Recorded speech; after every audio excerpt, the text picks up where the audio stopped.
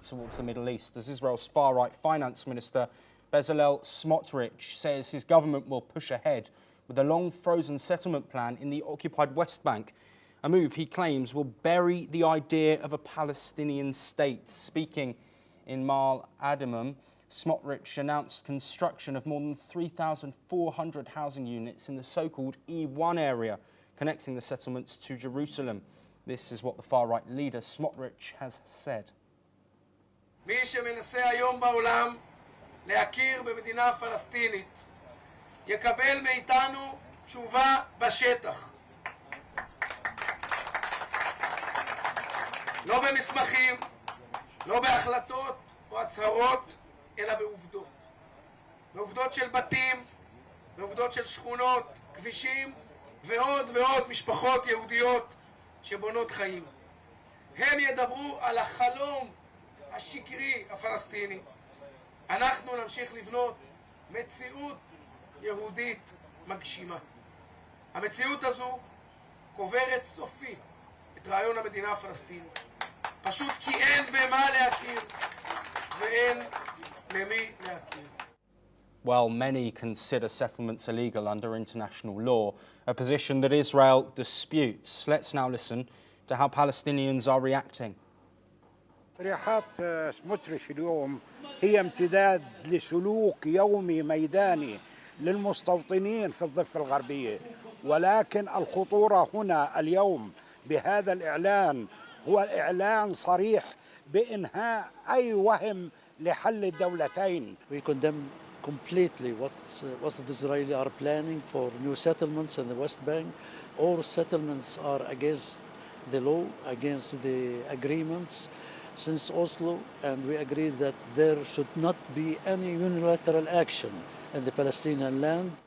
Well, John Rosamondo, thank you ever so much for staying with us. Of course, a significant announcement here, and this comes in the wake of several world leaders from across the globe, not just Europe, but also we've seen in Australia and New Zealand as well, Western leaders calling for potentially recognising a Palestinian state and a two-state solution. Do you think these comments from Smotrich are a direct response to that and a direct rejection of that international commitment to a potential two-state solution? Well, absolutely. I mean, Smotrich is a radical nationalist who believes that Israel has full rights over what they call Judea and Samaria, and the rest of the world refers to as the West Bank. The only thing it will do is justify the Palestinian extremists who similarly don't believe in Israel's right to exist. I think that what we've seen is basically the evaporation of the center on the Palestinian side and on the Israeli side. So, we've seen the rise in terrorism, galvanize the Israeli public to vote for these far-right parties that offer security, but at the same time, they embolden terrorist organizations like Fatah's Al-Aqsa Martyrs, Hamas, etc. Yes, John, do you think Donald Trump will back this? We know he's staunch in backing Israel with their policies in Gaza, also supporting them in conflict with Iran. But this could be polarising and, as you've mentioned, could cause further divides on both sides. Well, I'm hopeful that President Trump will try to push Netanyahu toward the middle to cancel these settlements, because the only thing that they do is inflame extremism on both sides. I mean, we need to move back to promoting the sensible center in Israel and among the Palestinians, because when you have fanatical extremists on both sides.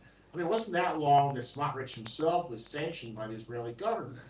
So, I mean, Netanyahu chose to get together with Smotrich's party because he didn't have a majority in the Knesset. I would hope that the Israeli electorate would realize that the only thing they're doing is emboldening the Palestinian terrorists. John Rosamondo, thank you ever so much for your insights on both of those topics. Of course, reaction expected from this announcement from Smotrich, and we will bring that to you. But for now, that is all we have time for. Stay tuned here on NewsX World for all of the latest from across the globe.